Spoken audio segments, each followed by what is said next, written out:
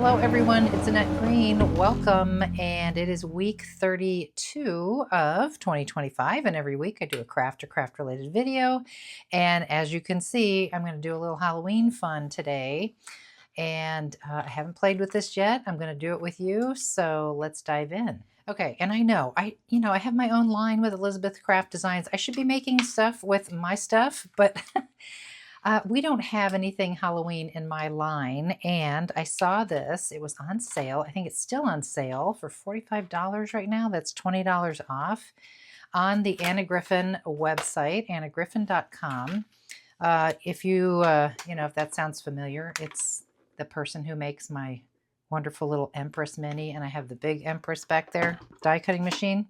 So I'll be using that to cut these dies out, but yeah, I wanted to make these fun little things, and look at these directions I give you. I love this.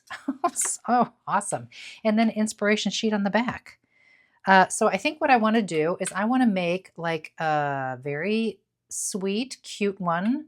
Maybe you would give to a little child, and then I want to make like a spooky one.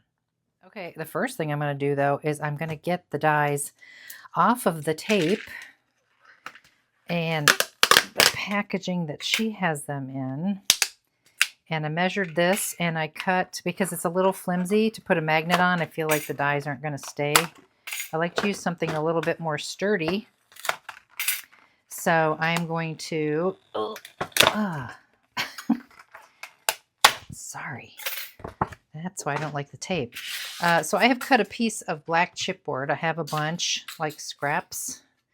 And I cut it the same size as the one she had. And then I have this big old magnet sheet, which I could trim a little bit off, which I will. So if you are new here, welcome. If you are returning, welcome back. I hope you've had a wonderful week since last week.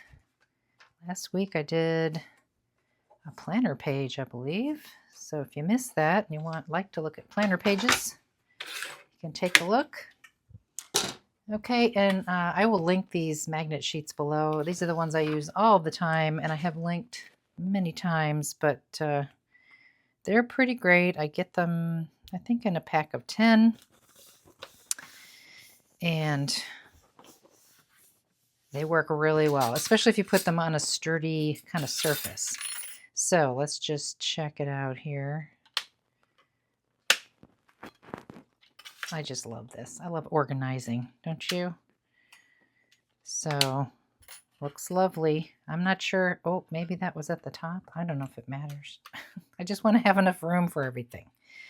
I could scooch this down. Okay, well, you get the idea. So, organizing my dies. Okay, and then I will keep that sheet with it, and I'll put it into, probably one of those frosted envelopes from Sizzix or scrapbook.com. But now we can get started and grab some paper and make some decisions on the colors that we want to use. Just want to show you what I just decided.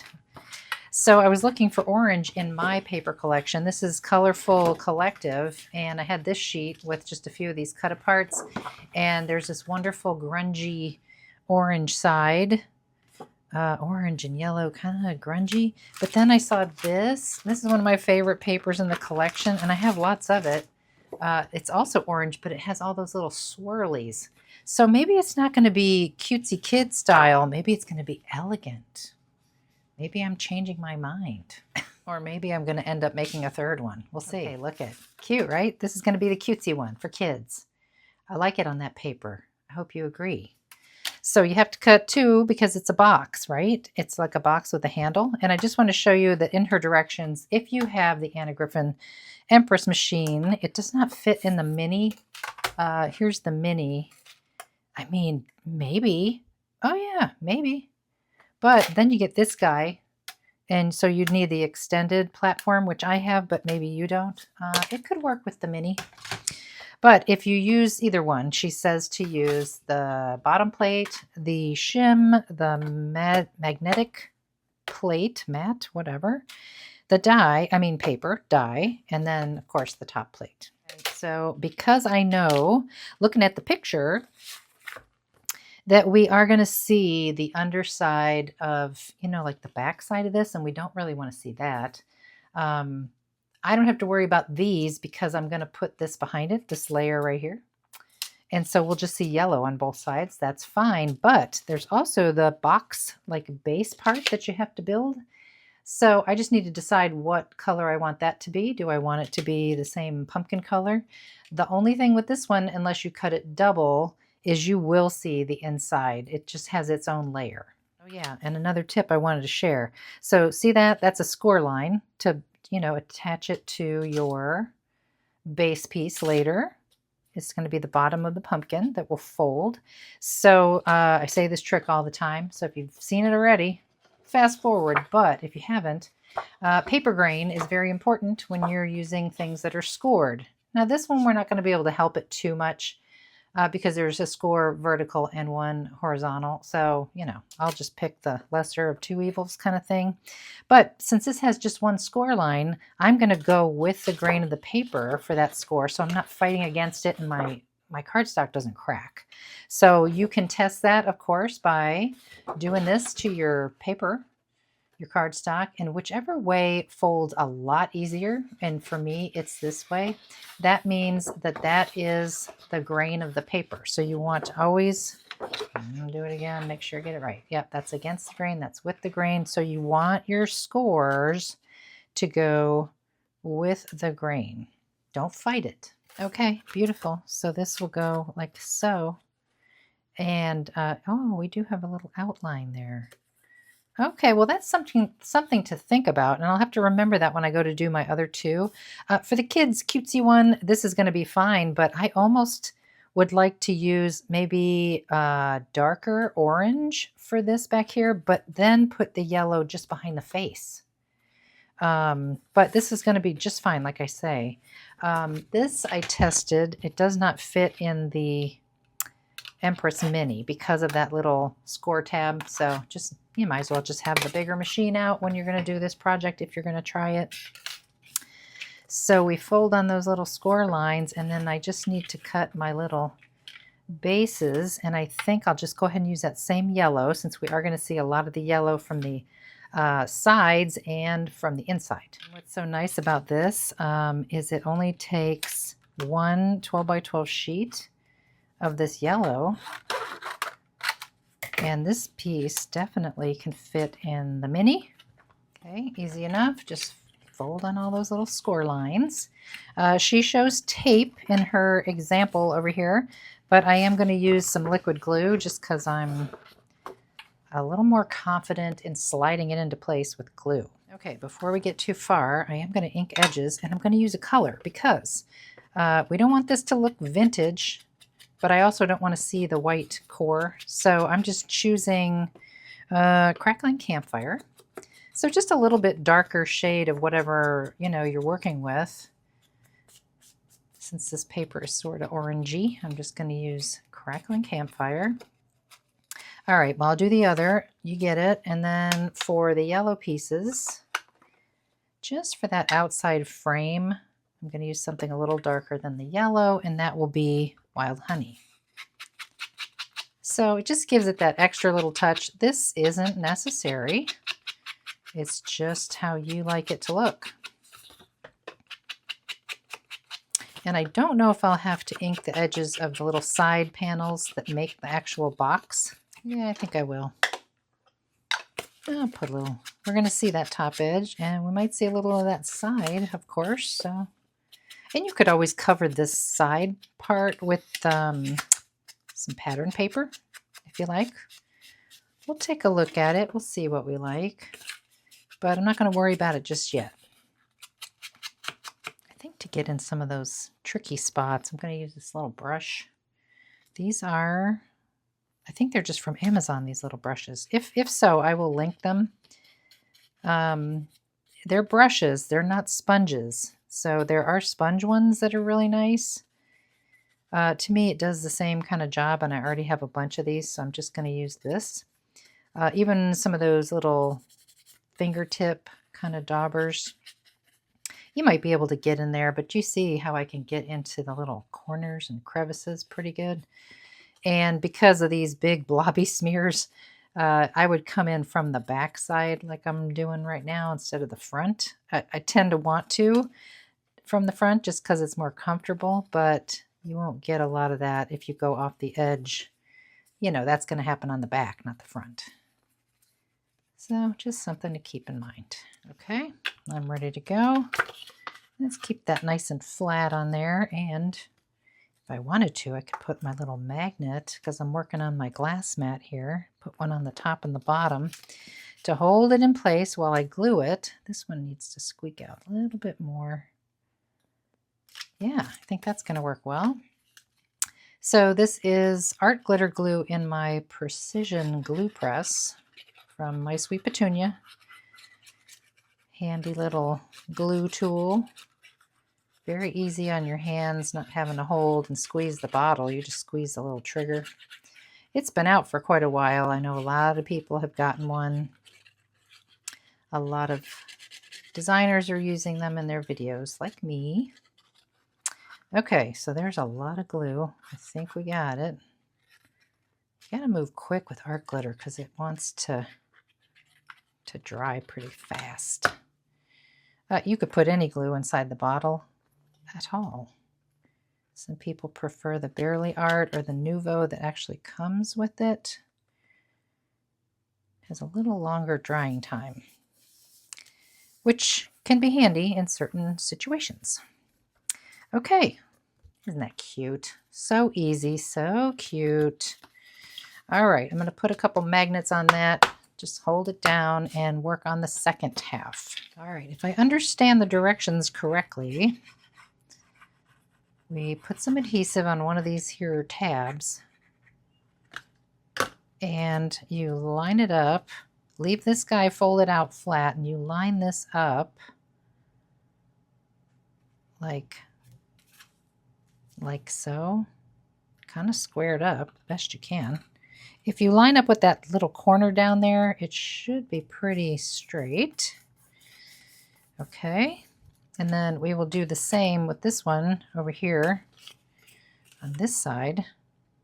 And then this will come up later to, yes, come around the outside of the whole base thing. Okay, so let me put some glue on this one. Once we do this one, then I'll just kind of show you how the others turned out. I don't have to take you through all of it unless there's some sort of technique-y thing I do that I want to share. So I'm lining that one up, taking a peek. Make sure it's square. Looks pretty good. You know, it's pretty forgiving, I think, even if you didn't get it perfect, because, yeah, that's going to work out just great. Cute. Okay, so let me go forth. Okay, I'm going to do it a little bit different because her directions say before you do anything here to put this on, but I feel like I want to make this a little more like solid and squared up. I feel like that's going to work better for me. We will see. So I'm going to put a bunch of adhesive on that one and bring this one over and square that up. I think it doesn't matter. You know, now that I'm looking, she probably had those on the inside. So the next one I do, I will make sure that that happens on the inside. It's fine. Okay, so now we can put glue on both of these. Okay. Yeah, I feel like that was kind of easy. Maybe it's easier doing it the way she says. I don't know. If you've done this, or if you do this, let me know. Do you follow her directions? Do you wing it like I did? What works better for you? Okay, pretty cute. Nice and flat. Well, these guys are bumpy. Oh, that's probably why they're supposed to be inside. Yeah, the rest of the tabs are inside. So if you didn't like that and you felt like it was a little bumpy, you could cut a little rectangle and put that over the top of that. I don't think it's bothering me too much. It's the bottom of the box, so I don't care. So I'm going to push that one down. We'll see. If it's wonky, then maybe. So just give that a press, and then we'll do this one.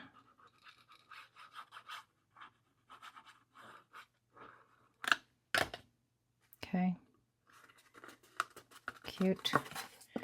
Just press it on the table. Okay. I'm going to let that dry. Okay. Next is the little handle. Also from Colorful Collective. It has the, wood grain on the one side. That's going to be my outer layer. This real decorative handle here. And then to frame it out, I'm going to use just some darker green cardstock. Again, this is going to bend around, the box. So test your grain before you do this. So I'm feeling resistant. It's going with it. So that means I'm going to cut it that way when I die cut it, and it'll bend so much easier. It won't fight against the grain.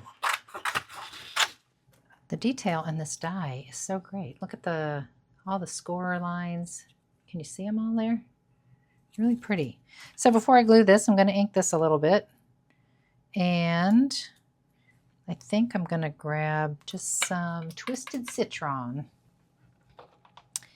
So it's just a little bit, maybe a little brighter. Let's see. Oh, that thing was worn out. Okay, let's try it. I grabbed Mowed Lawn over here just in case this isn't dark enough. And it's a new dauber, so we got to really ink it up. Yeah, see, that's just enough. Just enough. It doesn't have to be really dark. It doesn't have to be super grungy looking. So I'll finish this all the way around and we'll get it onto here. As I'm inking, I'm noticing that, that deep embossing does put a little bit of cracking into the paper, but Anna Griffin does say right in her directions to avoid that from happening, to lightly spritz your water and then just sort of roll it on the edge of the table, kind of curve it one way and then the other. And then that way you've softened up the paper fibers and you won't get that cracking. So we both learned something today. I just inked over the little cracks. I don't think you're going to see them. And by the time we get done decorating it, I think it'll be fine. But now that I know that does happen, even with Elizabeth Craft Designs cardstock, I think I would take that extra step and just get it a little moist. Okay, let's get this down. And I got to get this in front of me a little bit, sorry.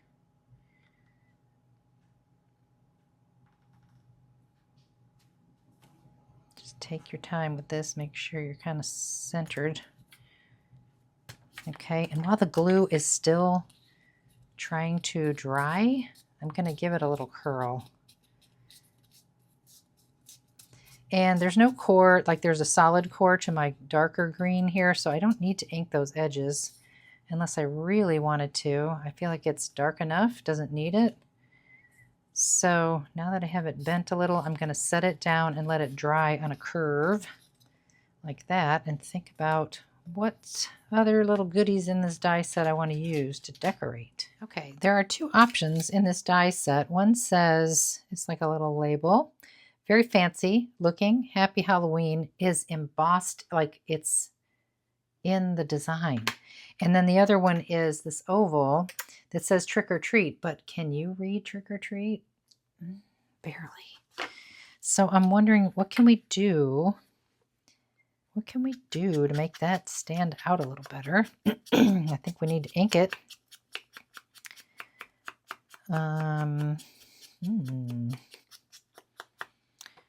Let's see. Okay, and I'm going to switch to oxide for this one. Let me get something to put underneath here.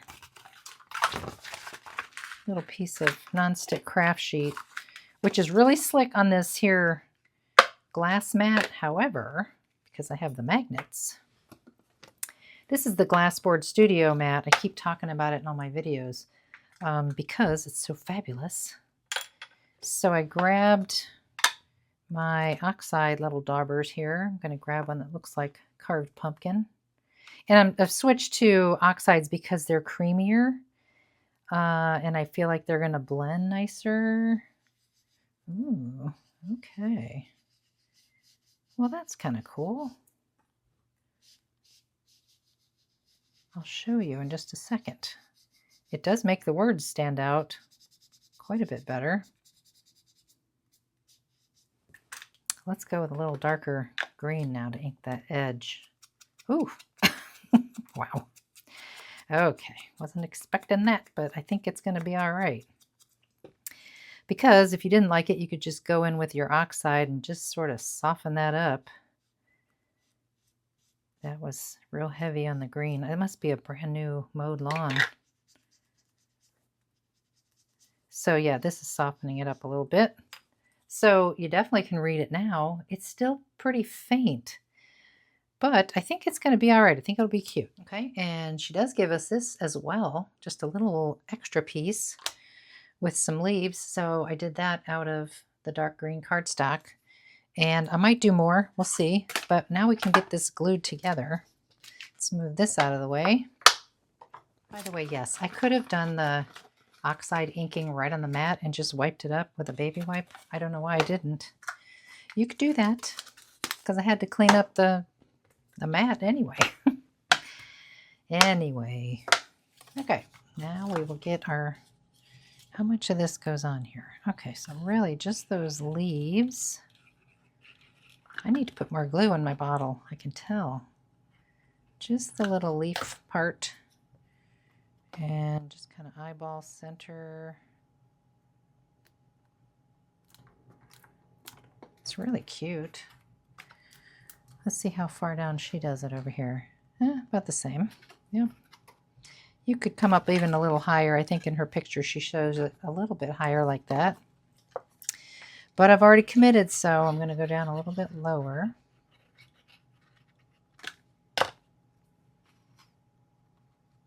I mean, this came together super fast.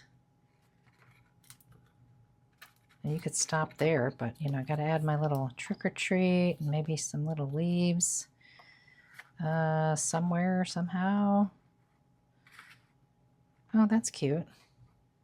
Maybe that's what we'll do. Okay, let's do that.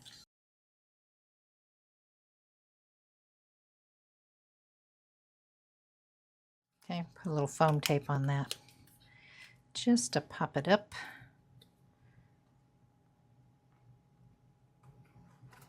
All right. Okay, super simple, super cute, very, very simple. So let me make another not so simple. Okay, for my more elegant one, I chose that paper and I did it on gold cardstock. But my gold cardstock is white on the other side.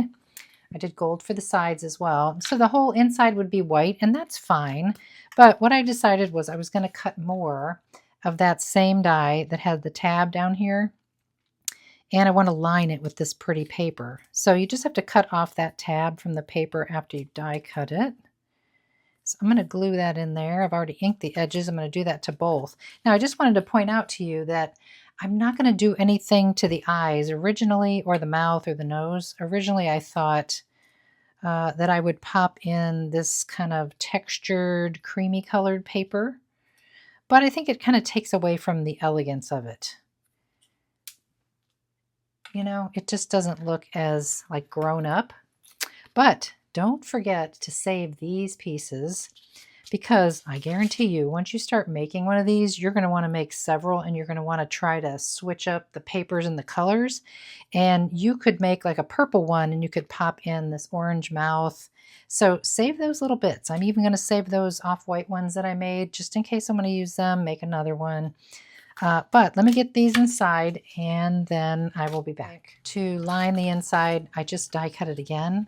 But instead of folding back on those tabs, you fold forward. And it's good to have everything folded instead of doing it all flat, because then everything kind of works together and doesn't fight against that, oops, that fold.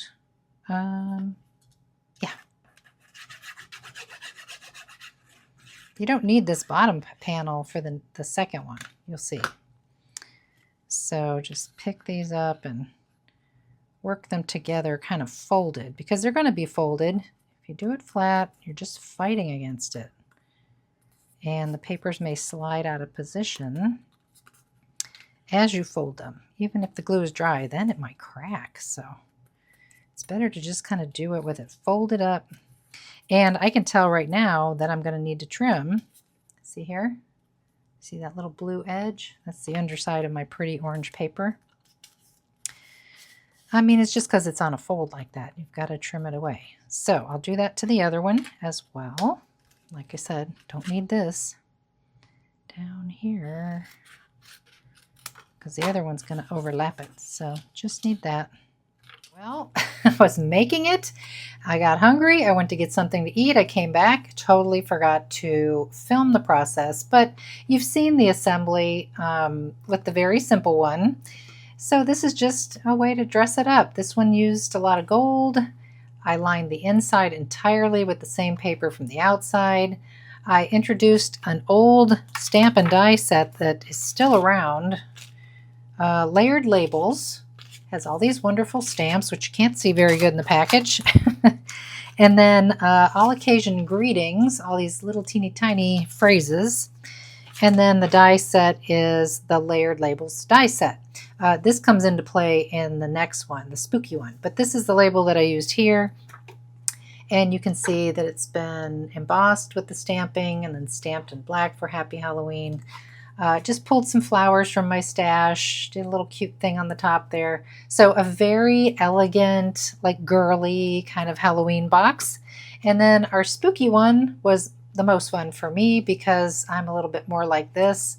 Some old graphic 45 paper and chipboard, and then there's that die I just pointed out. I used some very fun like pearlized cardstock that I'm sure that I got at, let's see, it's the Paper Studio, so I got it at Hobby Lobby. It's really kind of cool, very like shimmery, beautiful. And it's a big pack like that. So I use that all around here, very pearly. And then for this part here as well in the orange color. So there we go. 3 really cute and fun Halloween boxes. And of course, I want to make more. And I'm sure that you would too if you had this set. You just get all kinds of ideas and you have all these little extras laying around.